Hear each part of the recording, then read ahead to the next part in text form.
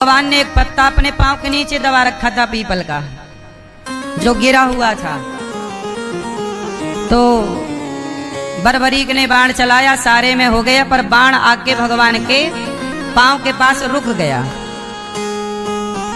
बर्बरीक ने कहा, केशव पांव हटा लीजिए, आपके पांव के नीचे पत्ता है।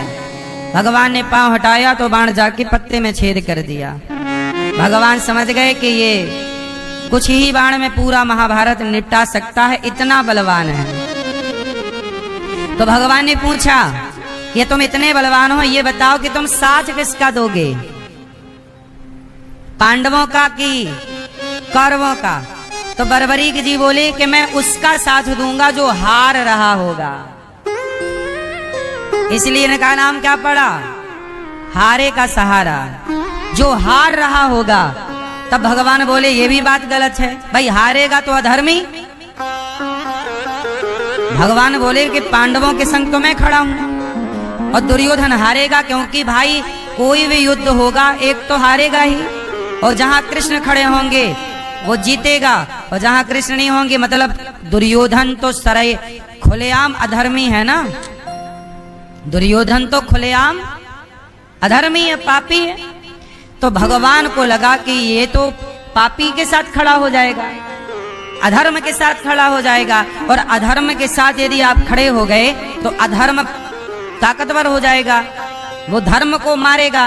इसलिए भगवान ने अपना चक्र उठाया और बर्बरीक का सिर काट दिया।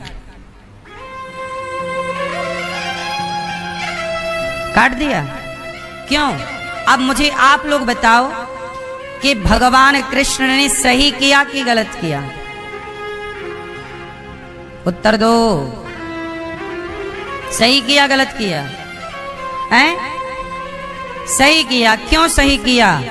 कि जो व्यक्ति गलत के साथ खड़ा हो वह समाज के लिए गलत ही है, वह समाज के लिए कभी सही नहीं हो सकता।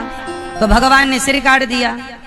अच्छा, जब सिर काटा तो सिर काटने के बाद भगवान ने कहा, बर्बरीक, मेरा उद्देश्य तुम्हें मारना नहीं है, तुम मेरे से कोई वरदान मांग लो। तब बर्बरीक जी ने कहा कि प्रभु, मैं इस महाभारत को देखना चाहता हूं। तब भगवान ने कहा, तुम्हारा सर कट गया है पर तुम्हारा सर जिंदा रहेगा और तुम्हें कोई तकलीफ ना होगी, दर्द ना होगा। फलाना पर्वत है, वहां से तुम्हें पूरा महाभारत दिखेगा, ऊंचाई पर है, जाओ तुम वहां। भगवान ने उनके सिर को वहां स्थापित किया और अपनी दिव्य दृष्टि दी कि पूरे महाभारत को तुम आराम से देख सकते हो। अब पूरा महाभारत हुआ और पूरा महाभारत 18 दिन में समाप्त हुआ। पांडव जीत गए और कौरव हार गए, सारे कौरवों की मृत्यु हो गई। अब पांडवों को लेके भगवान कृष्ण बर्बरीक के पास फिर पहुंचे, कटा हुआ सर। भगवान कृष्ण बोले, बर्बरीक बताओ, पूरे महाभारत में सबसे बलवान कौन था? उत्तर दो। बर्बरीक जी ने मुस्कुराते हुए कहा कि प्रभु, पूरे महाभारत में मुझे आपके चक्र के अतिरिक्त कुछ नजर ही नहीं आया। अर्जुन को लग रहा था कि मेरा नाम लेंगे कि मैं बड़ा बलवान, मैंने पूरा महाभारत संभाला है। तो भीम भैया को लगा मैंने कौरवों को मारा है तो मैं बलवान। सब ने अपनी अपनी डींगे भर रखी थी, पर बर्बरीक जी ने कहा कि प्रभु, आपके सुदर्शन चक्र के सिवा मुझे कोई भी वहां पर कोई किसी का, अर्जुन जो बाण चलाते थे वो 4 कदम पे गिर जाते थे, आपके सुदर्शन ने उन्हें पावर दी, शक्ति दी। अर्जुन का जो घमंड था कि मैं महाभारत को जीत चुका, मैं विजेता, अर्जुन का घमंड समाप्त हो गया, भीम का घमंड समाप्त हो गया। भैया एक बात कहें, कई बार आप भी घमंड करके क्या बोलते हैं, मैंने ये काम किया, मैंने ये काम किया। ना मेरी माँ, जैसे महाभारत जिताने में अर्जुन की ताकत नहीं है, भगवान की कृपा है। अर्जुन में इतना बल नहीं था कि वो महाभारत जीत सकें। सच बताओ, यदि भगवान कृष्ण ना होते अर्जुन के साथ तो क्या पांडव महाभारत जीत लेते? ऐसे ही अर्जुन झूठे घमंड कर रहे हैं कि मैं जीता। ऐसे ही कई बार हम लोग झूठे घमंड करते हैं, मैंने ये किया, मैंने वो किया। जैसे महाभारत में सुदर्शन चक्र के सिवा कोई नहीं काम कर रहा था, ऐसे हमारे और आपके जीवन में भी भगवान के सिवा कोई काम कर ही नहीं रहा। पर सफलताएं जब मिलती हैं तो हमें लगता है हमारी मेहनत है। हमारी मेहनत नहीं होती मेरी माँ, हमारे और आपके साथ भी भगवान की कृपा है। आपको क्या लगता है सब आप कर लेते हैं? मैया आप लोग जरा अपना एक हाथ ऐसे ऐसे करो, उठ रहा है? ए मेरी माँ बस उठा, बोलो हाँ।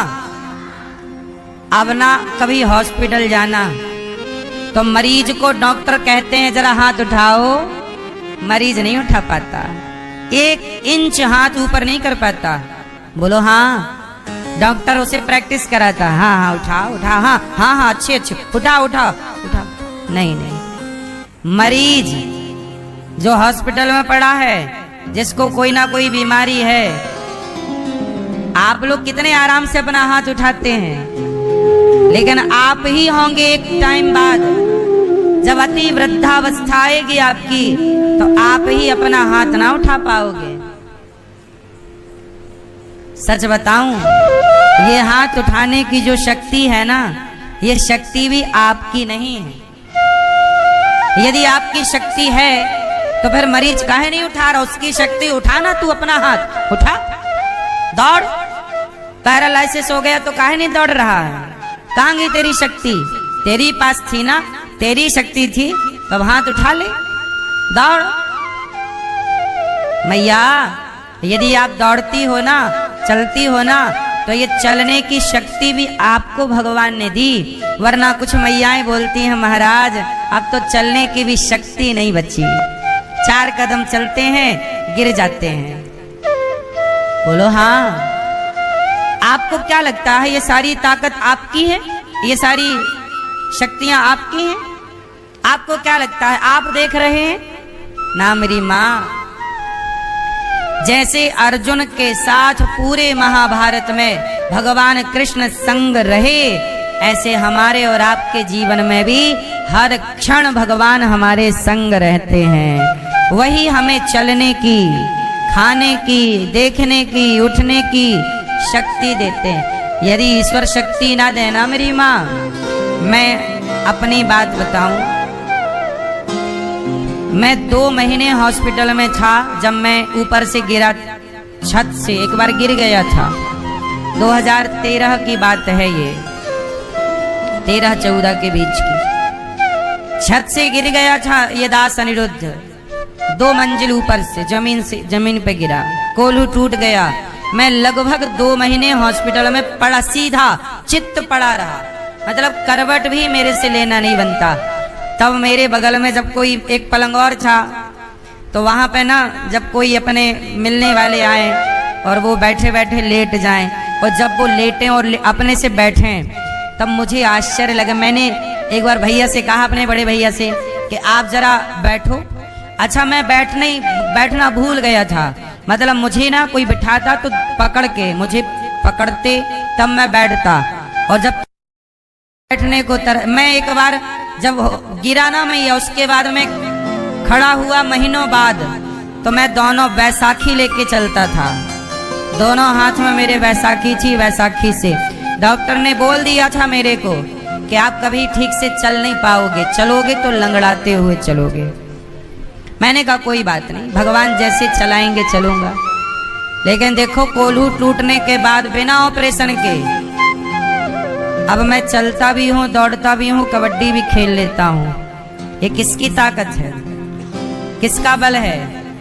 इसलिए कभी ये अहंकार ना करना कि आपका अपना कोई बल है। मैं बोल भी रहा हूँ भगवान के बल से, देख रहा हूँ ईश्वर का बल है, सुन रहा हूँ ईश्वर का बल है। क्योंकि आपको नजरें बहुत आसानी से मिल गई हैं, आंखें कान आसानी से मिल गए हैं, किसी बहरे से पूछना कि सुनने का आनंद क्या है। किसी अंधे से पूछना कि आंखों की वैल्यू कीमत क्या है। हम लोगों को हर चीज सहजता से मिल चुकी है, इसलिए हम लोग ईश्वर की इस देनगी पर कोई उनकी कदर नहीं करते, क्योंकि आसानी से मिला है। कहते ना घर की मुर्गी दाल बराबर, ऐसे अंधों से पूछना कि एक छोटे बच्चे को, छोटा बच्चा, एक वीडियो मैंने देखा, एक छोटा सा बच्चा था, उसे दिखता नहीं था जन्म से, कोई रही होगी दिक्कत, वो देखता नहीं था, पर उसके माँ ने अच्छे डॉक्टर को दिखाया तो डॉक्टर ने कहा कि इसे चश्मा लगाएंगे, कुछ इलाज करेंगे तो कुछ संभावना है, ये शायद पूरा अंधा नहीं है, ये नसें पूरी सूखी नहीं है, ब्लॉक नहीं हुई, थोड़ा प्रयास करेंगे तो शायद देख ले। प्रयास कर लेते हैं, आगे भगवान की इच्छा। तो छोटा बच्चा था, सोचिए जन्म के लगभग 1-1.5 साल का हो गया, उसने दुनिया नहीं देखी, कुछ भी नहीं देखा, दिखता ही नहीं उसको। लेकिन जब उसकी आंखों में पहली बार चश्मा लगा और जब उसने देखा तो देख के अपने आप मुस्कुरा पड़ा, स्माइल, होठों पे मुस्कान। क्यों? उसकी दौलत क्या है? उसकी दौलत दृष्टि है, नेत्र। आपको 1 करोड़ दे दिए जाए और कहा जाए कि दोनों आंखें निकलवा लो, और आंखें निकलवा लो और 1 करोड़ ये रहे, चाहिए? मेरी माँ, आप वास्तविक में करोड़पति हैं। आपकी आंखें करोड़ों की हैं, पर आपके पास हैं, इसलिए आपको उनकी कदर नहीं है। आपके कान करोड़ों के हैं, पर आपकी कदर नहीं है। शिकायत से भरा जीवन आप लोग जीते हैं। हे भगवान, तूने ये नहीं दिया, ये नहीं दिया, ये इतनी शिकायत क्यों करते हो? जो नहीं दिया उसकी शिकायत क्यों करते हो? जो दिया है उसका धन्यवाद तो करो। वाह विधाता, आपका धन्यवाद, आपने जो दिया है बहुत है। इसलिए मेरी माँ, मैं कभी घमंड नहीं करता, क्योंकि मैं आज आपके बीच में बैठा हूं तो मेरा बल है ही नहीं, मेरी औकात मुझे पता है कि मैं जब तक कोई उठाए ना बिठाए ना, मैं नहीं बैठ पाता था। और तो क्या कहें मेरी माँ, मैं करवट लेना चाहता था, तरस गया था करवट लेने के लिए, करवट नहीं ले पा रहा था मैं।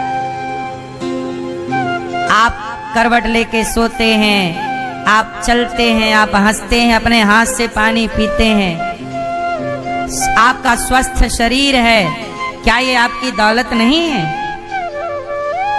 निरोगी काया सबसे बड़ा धन है, इसलिए आप स्वस्थ रहो मेरी माँ। और ईश्वर ने जो दिया है ना ये जीवन, अभी ना बंबई में पानी नहीं आ रहा है। हाँ, अच्छा ये बताओ, आपके घर में, आपके नगर में पानी आना बंद हो जाए तो आपके महल अटारियों की कोई कीमत रह जाएगी? पीने में इतना बच ही नहीं पाता कि बच्चे को पढ़ाने शहर भेजूं। मैं नाव चलाता हूं तो मेरा बच्चा भी नाव चला के अपना गुजारा कर लेगा, थोड़ा बहुत तो पढ़ ही रहा है, वो आगे कुछ करेगा। बहुत ज्यादा भविष्य की चिंता हमें नहीं है, क्योंकि सबके पालनहार भगवान हैं। जज साहब ने कहा कि तुम्हारी तो 25% जिंदगी बर्बाद हो गई, कुछ जाना नहीं, सीखा नहीं, पाया नहीं। अब केवट बोले, आप बताओ, आप तीनों में ये बताओ, तैरना किसको आता है? स्विमिंग। तीनों बोले हमें नहीं आती। केवट बोले फिर देखो, हमारी तो 75 डूबी। भाई आप सबने कहा ना 25 दिया 75, तो हमारी 25% जिंदगी बर्बाद हो गई आप लोगों के हिसाब से। बर्बाद, चलो मान लिया, हमारी 75 डूबी। पर ये बताओ, आपको तैरना आता है? डॉक्टर साहब नहीं, इंजीनियर साहब नहीं, जज साहब नहीं। केवट बोले लो, इतना पढ़े आप लोग, इतना सीखा, पर पार जाना तो सीखा ही नहीं, तैरना तो सीखा ही नहीं। तो सुनो, तो आप तीनों डूबो, क्योंकि आपके पंचायत के चक्कर में नाव भवन में फंस गई। तब आप तीनों डूबो। आप, मेरी तो 75 डूबी, तुम्हारी तो 100 की 100 डूब गई। जब कितना पढ़े लिखे हो, इतना बड़े ज्ञानी हो, छलांग मारी, वो पार हो गया, तीनों ज्ञानी डूब गए। कहने का अर्थ ये है, ये कथा ये बताती है कि आपने सब कुछ सीखा पर पार जाना नहीं सीखा। तो क्या सीखा? ऐसे ही आपने संसार में खूब नाम कमाया, खूब प्रतिष्ठा पाई, खूब पैसे कमाए, खूब बैंक बैलेंस बनाया, परंतु आपने भव सागर को पार करने के लिए प्रभु का भजन नहीं किया, पार लगना नहीं सीखा।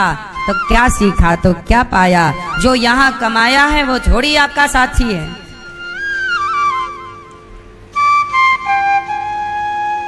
तेरा कमाया तेरा साथी नहीं है। इसलिए मेरी माँ, यहाँ के लिए जो कमा लिया सो कमा लिया, अब थोड़ा वहां के लिए कमाओ, ऊपर के लिए। ऊपर आपको जाना है ना, ऊपर मेरी माँ, नहीं जाओगे तो ऊपर के लिए कुछ कमाई है। इसलिए थोड़ा माला जप लिया करो, श्रीमन नारायण श्रीमन नारायण, थोड़ा नाम जप कर लिया करो, थोड़ा भगवान का ध्यान कर लिया करो, थोड़ा भूखे को रोटी, थोड़ा प्यासे को पानी, थोड़ा सेवा, ये पुण्य थोड़ा थोड़ा कर लो, काम आएगा। बाकी तो सब यहाँ का यहीं बट जाएगा, आपका बंटवारा हो जाएगा, आपका पैसा बटेगा, जमीन जायदाद बटेगी, आपका पुण्य बटता नहीं है। भक्ति महारानी बोली, महाराज मैं बड़ी परेशान हूं, इसलिए मैया थोड़ा ज्ञान। ज्ञान क्या है? मेरे भगवान है, ये ज्ञान है मेरे तो गिरधर गोपाल। अच्छा, वैराग्य क्या है? त्याग। आप लोगों के अंदर थोड़ा सा त्याग व्याग है कि नहीं? आप लोग ना कई बार संसार से इतने जुड़ जाते हैं कि आप लोग ना रोते हैं चीजों के लिए। जैसे एक मैया आई कथा में, 3 घंटे मैया कथा सुनी। कथा सुनने के बाद मैया ऊपर हमें मिली तो रो रही थी। हमें लगा मैया को कथा बहुत अच्छी लगी और भगवान की याद में रो रही। तो हमने कहा मैया मत रो, भगवान जरूर मिलेंगे तुम्हें। बोले महाराज भगवान तो मिलेंगे, पर ये बताओ चप्पल कब मिलेगी हमारी?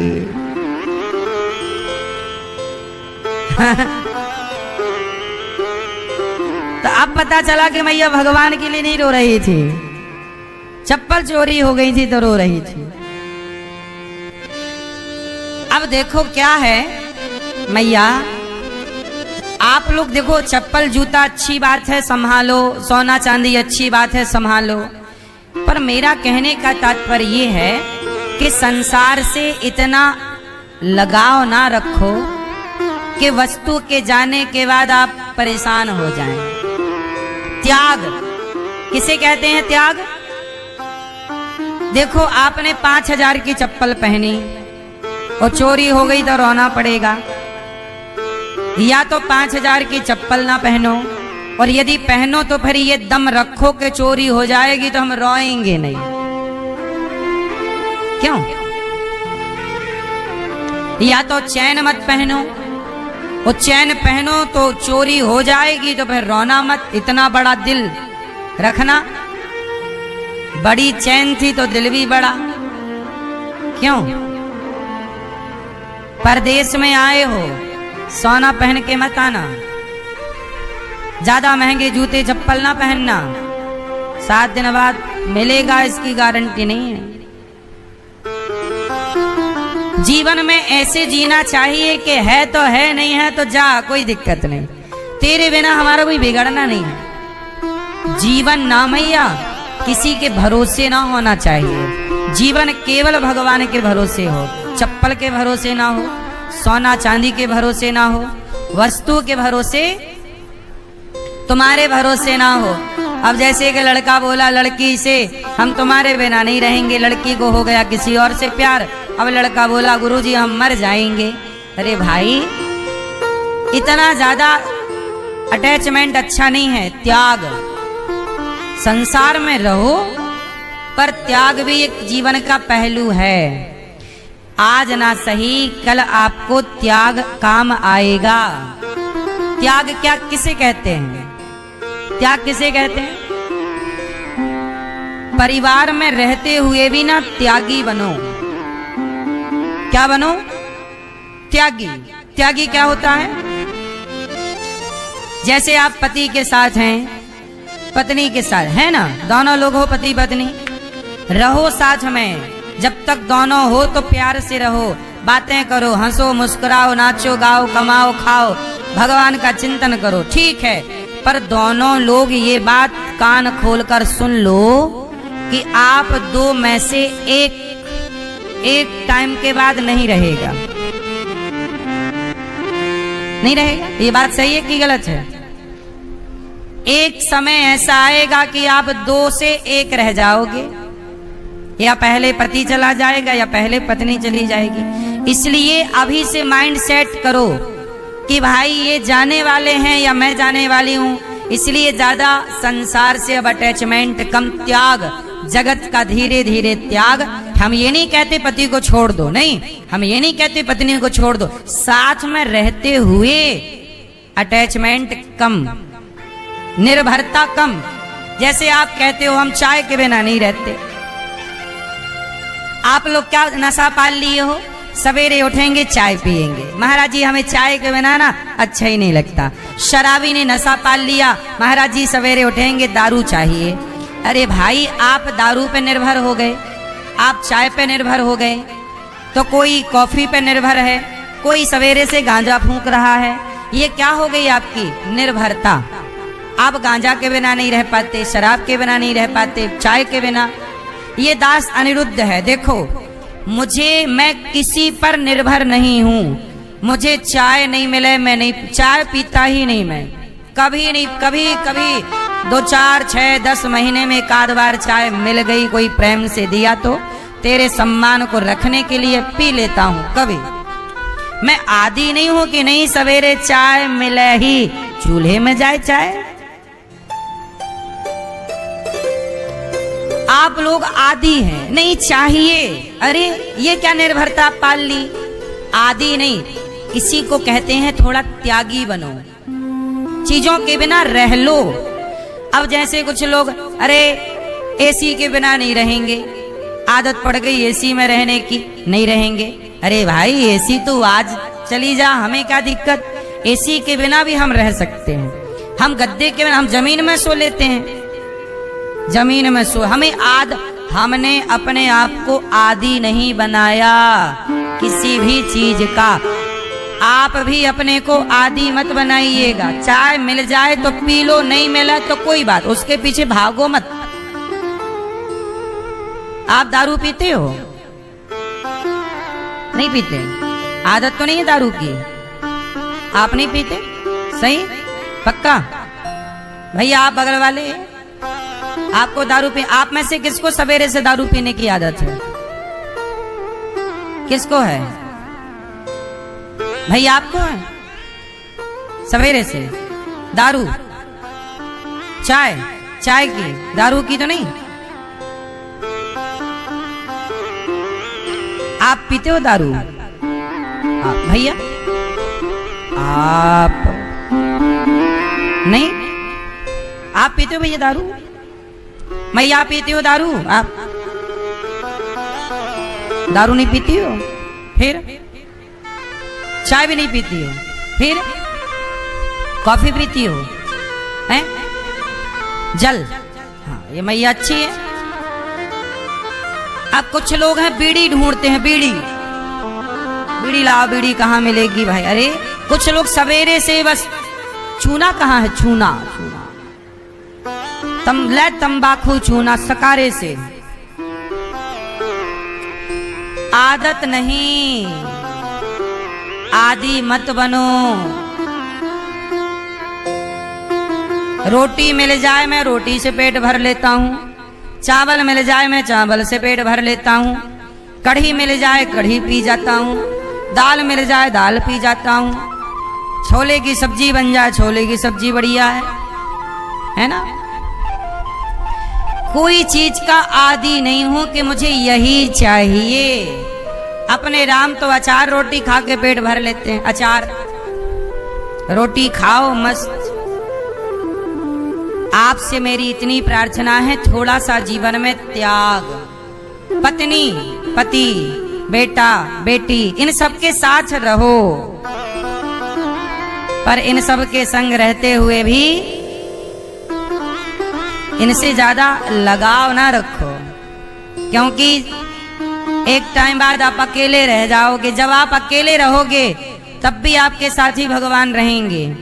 इसलिए अभी से माइंड सेट करो कि जगत में हमारे भगवान हैं और कोई नहीं है। ये संसार धोखेबाज है।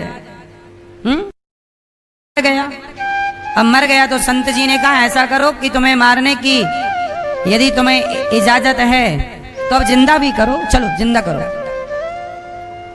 राजा बोला मैं जिंदा कैसे करूं? तब संत जी ने कहा कि पागल, जब तेरे से जीवन देना नहीं आया तो किसी का जीवन छीनने का अधिकार तुझे किसने दे दिया? किस अधिकार से तू जीवों को मार रहा है? क्या इन्हें तू जीवित कर सकता है? तो फिर जब मरे को तू जिंदा नहीं कर सकता तो जिंदा को मार क्यों रहा है भाई? संत जी ने उस मरे हुए हिरण को अपने तपस्या के बल से जीवित कर दिया, अपनी तपस्या का पुण्य देकर जीवित कर दिया। कहा देख मैंने जीवित कर दिया, मैं जीवित करने की ताकत रखता हूं, तपस्वी हूं, लेकिन मैं किसी को मारता नहीं हूं। जबकि मैं चाहूं तो मार के जीवित कर सकता हूं और तू जीवित नहीं कर सकता, फिर भी मारे डाल रहा। राजा को बात समझ में आई कि बात तो सही है। यदि हम किसी को खुशी नहीं दे सकते, हम किसी को प्रसन्नता नहीं दे सकते, तो हम किसी को कष्ट क्यों दें? सही है गलत है? क्यों मेरी माँ? आजकल के लोग यही गलती करते हैं, बेवजह लोगों को सताएंगे, बेवजह लोगों को रुलाएंगे, जीवों को रुलाएंगे और बाद में फिर उन्हें कष्ट होगा तो रोएंगे कि देखो हम परेशान हैं, हम दुखी हैं। भाई तुमने जो दुख दिया था वो लौटकर तुम्हारे पास ही तो आएगा, कहां जाएगा? आपने किसी को रुलाया है तो आपको रोना तो पड़ेगा। कहां जाएगा वो? पृथ्वी गोल है, लगभग घूम फिर के आना वही है। इसलिए ज्यादा घमंड में ना रहा करो, पावर का, पैसे का, पद का दुरुपयोग ना करो। संस्कार जरूरी है। हमारे देश में ना मेरी मां, लोगों के अंदर शिक्षा तो है, संस्कार नहीं है। बेवजह अभी आपने बिहार की एक बात सुनी होगी। एक बिहार में एक लड़का था तिवारी, उसने सरेंडर कर दिया पुलिस के आगे कि ये रही मेरी बंदूक आपके पास। सरेंडर करने के बाद भी पुलिस ने उसे जान से मार दिया। जबकि इन नेताओं को, इन पुलिस वालों को थोड़ा सा धर्म, सनातन संस्कृति पढ़ना चाहिए। क्या पढ़ना चाहिए? रामचरितमानस के सुंदरकांड में लिखा है, आप लोग सुंदरकांड का तो पाठ करते होंगे। सुंदरकांड में लिखा है कि शरणागत कहूं जे तजहि, हित अनहित अनुमान, ते नर पावर पापमय, तिनहि बिलोकत हानि। कहते हैं शरण में आए हुए को कभी मारना नहीं चाहिए। फिर से बोलो मेरे साथ ये लाइन, शरण में आए हुए को कभी मारना, किसको नहीं मारना चाहिए? विभीषण जी जब शरण में आए राम की तो सुग्रीव ने कहा कि मार दो, भेद हमार लेन सठ आवा, ये रावण का भाई है विभीषण, मार दो इसे। राम जी बोले नहीं, जो हमारी शरण में आया है वो हमारे दुश्मन का भाई भी हो तो हमें उसे मारना नहीं चाहिए। राम ने मारा नहीं, गले लगाया। इसलिए कहता हूं नेता बनने से पहले, पुलिस बनने से पहले, कोई भी सरकारी अफसर बनने से पहले थोड़ा सा सनातन धर्म को स्टडी करना चाहिए। कुछ चीजें आपको स्कूल कॉलेज में नहीं पढ़ाई जाती। शिक्षा तो है, संस्कार यही तो है, राम का आदर्श है ये। शरण में, अच्छा ये बताओ, शरण में आए हुए को मारना चाहिए?